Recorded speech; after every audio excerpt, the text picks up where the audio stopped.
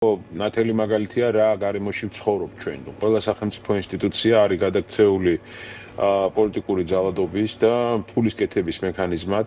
დარწმუნებული ვარ ამ call-centerშიც ვინმე კონკრეტული ძალიან დიდი ინტერესი იყო ჩადებული, არავინ არ მისცემს არც ერთ ქვეყანაში ასეთი მასშტაბური თაღლითური სქემის არსებობას. თუ მას ეგრეთ წოდებულ კრიშას არ უკეთებს სამართალდამცავი ორგანოები, ზოგადად ჩვენ ხო ვიცით რომ ქართული ოცნების ოფიციალური ერთ-ერთი ფაქტობრივად ეს შეიძლება ვთქვა შემოსავლის წყარო არის call-centerები, იმიტომ რომ ყველა ამ call-centerიდან რომელიც იმართება, გარდა იმისა, რომ მათთან დაკავშირებული პირები მართავენ, შემოსავალი აქვს თვითონ ქართულ ოცნებას, რაც ძალიან ცუდია, იმიტომ რომ ფაქტობრივად სუსი, პროკურატურა, სამართალდამცავი უწყებები წილში ზიან ამ ყველაფრის, ანუ ერთი წილი ალბათ მიდის პარტიასთან, მეორე სავარაუდოდ მიდის სამართალდამცავ ორგანოებში და მესამე იმ კონკრეტულ ადამიანთან, ვინც ეს სქემა დაალაგა ქართულ ოცნებასთან. ასე მუშაობს, იმიტომ რომ ამას უკვე სოფლიო მასშტაბით აქვს გამოხმაურება, რომ საქართველოს ერთ-ერთი ყველაზე მსხვილი თაღლითური სქემის ცენტრად აქცია ქართულმა ოცნებამ. თქვენ გახსოვთ, რომ ბევრი ცდილობდა, რომ ბევრი სხვისთვის დაებრალებია, მაგრამ ამას უკვე ყავლი გაუვიდა და საზოგადოებას კარგად ხედავს, რომ ყველაფერ ამაში თვითონ არიან ჩართულები, ეს თვითმარქვია რეჟიმი, რომელიც მეორე მხრივ, ხო, რა საქმე აქვს სხვა სამართალდამცავ უწყებას თუ არა უთვალთვალოს პიროვნებებს, რომლებიც მათთვის არასასურველია დახვდნენ სახლთან, გაყვნენ უკან, ხო, იმიტომ რომ მათ ხალხის უსაფრთხოება არ აინტერესებთ, არც ის აინტერესებთ ხალხს რა უჭირს, რა მდგომარეობაშია, რომ აი ფასები ძვირდება, უმუშევრობა არ არის, ემიგრაციაში უამრავი ადამიანი მიდის, მაგრამ სამაგიეროდ სადაც მათი პოლიტიკური ინტერესია, იქ მაქსიმალურად მობილიზებულია, ხო? ჩვენ გურიაში სტიქიის დროსაც ვნახეთ, სანამ ხალხმა და მედიამ ამბავი არ ატეხა, ჩასასვლელადაც კი ვერავინ მოიცალა ამ უმძიმეს ვითარებაში. მერე ჩავიდნენ და ოთახებიდან იპრანჭებოდნენ, როცა ხალხი უმძიმეს ვითარებაში იყო გამოკეტილი სახლებში, ჩამონგრეული და უშუქოდ და უპურად დარჩენილი, მაგრამ კატასტროფა იყო და აი პირველი მობილიზება რამ განიცადა, ყველაზე მობილურად რა მუშაობდა მათი მხრიდან. აი ეს პარტიულ, ასე ვთქვა, ძალმომრეობითი სისტემა, რომელიც აწყობილი აქვს ყველა ადამიანს, ვინ უნდა დაურეკოს, იციან. ტელეფონის ნომერი აბსოლუტურად ყველასი აქვს და ნუ არ დამავიწყდება ეხა ეს ქალის ხმა, რომელიც ტირილით თათიან ნიკოლაიშვილს უგზავნის მესიჯს და ეუბნება რომ გეხვეწები აღარ ისაუბრო ამ საკითხზე, იმიტომ რომ ისეთი ქარცეცხლში გამატარეს, რომ აი ამ უბედურებაში ვცხოვრობთ, ხო, რეფორმებზე ვინმე ფიქრობს, არა, ქვეყნის წინსვლაზე, არა, ევროკავშირში ინტეგრაცია გაჩერებულია და შესაბამისად ჩვენ როგორ ქვეყანას ვაშენებთ, ხო, ამ არჩევანზე არის და აქ სხვა შორის ოსლოში ხვალაც გვექნება საკმაოდ დიდი შეხვედრა საქართველოს საკითხებთან დაკავშირებით, ნორვეგია ძალიან აქტიური გახდა საერთაშორისო პოლიტიკაში, თქვენ იცით, რომ ერთ-ერთი ყველაზე დიდი კონტრიბუტორია უკრაინასთან და ძალიან აქტიურად ეხმაურება მუდმივად საქართველოში მიმდინარე საკითხებს, ამიტომაც ვარ აქ ლონდონიდან გამოვიარე ოსლოში, ხვალ უკვე წამოვალთ აქედან დაუბრუნდებით სამშობლოს. ჩვენთვის ძალიან მნიშვნელოვანია ნორვეგიის მხარდაჭერა, რომელიც არ არის ევროკავშირის წევრი ქვეყანა და მას ცალკე დამოუკიდებელი პოზიციონირება აქვს საერთაშორისო ურთიერთობებში. ამიტომ ვართ აქ, მაგრამ თავარი რა არის, ნახეთ, აბსოლუტურად ყველგან საქართველოს აქვს იმიჯი, როგორც იზოლაციისკენ მიმავალი, ასე ვთქვათ, დაჯგუფების მიერ ჩაგდებული სახელმწიფო, რომელიც ხელყოფს დემოკრატიას და ამის წინააღმდეგ ვართ ჩვენ ყველანი ერთსულოვანი და ერთიანი. არა და მეორე მხრივ ძალიან დიდი პერსპექტივა გვაქვს, ხო? იგივე ლონდონშიც ამაზე იყო საუბარი. მე ასეთი ყურადღება ბრიტანელი პარლამენტარების და ბრიტანული პოლიტიკური ხელმძღვანელობის მხრიდან საქართველოსთან მიმართებაში არ მახსოვს, არ ყოფილა.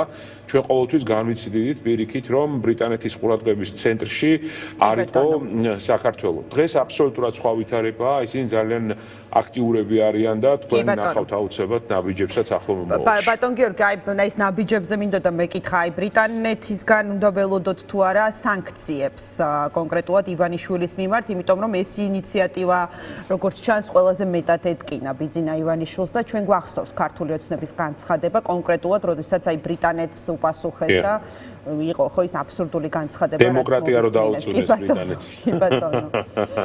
ხო, ნუ ყველა მექანიზმი განიხილება, მე არ მაქვს უფლება ვისაუბრო და გაუსრო წინ მოვლენებს, მაგრამ მე ერთი რამ შემიძლია ვთქვა, ქონდა უმაღლეს დონეზე შეხვედრები, მათ შორის დახურული შეხვედრები, სადაც ბევრ დეტალზე იყო საუბარი, შეთანხმება იყო, რომ ჩვენ ამაზე საჯაროდ არ ვისაუბრებთ. მე შემიძლია საქართველოს მოქალაქეები დავარწმუნო, რომ ბრიტანეთის მხრიდან იქნება ნაბიჯები გადადგმული იმისთვის, რომ ჩვენ დავიბრუნოთ დემოკრატიული განვითარების გზა, იმიტომ რომ ყველა ხედავს ნახეთ იმ რეალობას, სადაც რატო ხდება ესეთი ერთსულოვნება, ხო?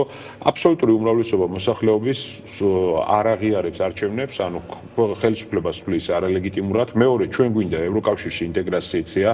მესამე, ზუსტად როდესაც ლონდონში ვიყავით პარლამენტში შეხვედრაზე, იმ წუთებში მიდიოდა ფაქტობრივად ეს 100 დღის, 100 დღის დიდი აქცია, რომელიც გაიმართა თბილისში და ამ აქციებს და ამ პროტესტს ამიტომა გადამწყვეტი მნიშვნელობა ამ უწყვეტ პროტესტს, რომ ამას ხედავენ ჩვენი პარტნიორები. შესაბამისად, რა თქმა უნდა, ეხა ისიც მინდა ვთქვა, რომ მათი პოლიტიკის შეცვლა მარტივი არ არის, ხო? მიჩვეული იყვნენ, რომ ხელისუფლებასთან მუშაობდნენ, მაგალითად ბრიტანეთი აფინანსებდა სტრატეგიული კომუნიკაციების ცენტრს, რომ დეзинფორმაციის წინააღმდეგ ებრძოლა ქართულ ოცნებას, მის ხელისუფლებას, მაგრამ სამწუხაროდ სწორედ ეს ცენტრი და თვითონაც აღიარებენ, გახდა ერთ-ერთი ქვაკუთხედი პირიქით დეзинფორმაციის გავრცელების, ხო? გახსოვთ თქვენ Facebook-მა როგორ დაუბლოკა მას საკმაოდ ბევრი, ასე ვთქვათ, ანგარიში სოციალურ ქსელში. ხო და ამ ყველაფერს ხედავენ და რა თქმა უნდა ისინი გულშემატკივრობენ ქართულ ხალხს, ჩვენს დემოკრატიულ მისწრაფებებს და ამიტომ ჩვენ ნაბიჯებს შველით. რატოა მნიშვნელოვანი იგივე ბრიტანეთი, იგივე ნორვეგია, იმიტომ რომ ეს არ არის ევროკავშირის წევრი.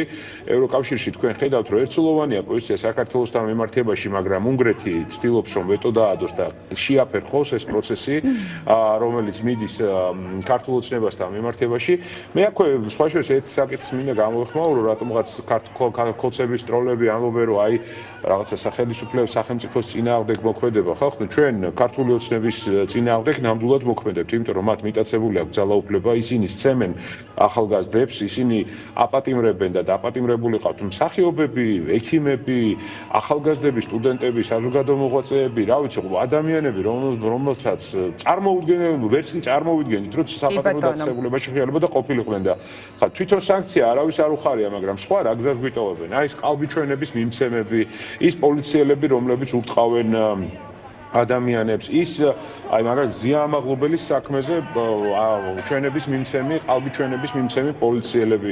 ხო, აი რა გზა გვაქვს სხვა დარჩენილი გარდა იმისა, რომ სწორედ აი ეს მექანიზმები ავამოქმედოთ ამ ადამიანების წინააღმდეგ, რომ სისტემა ჩამოიშალოს.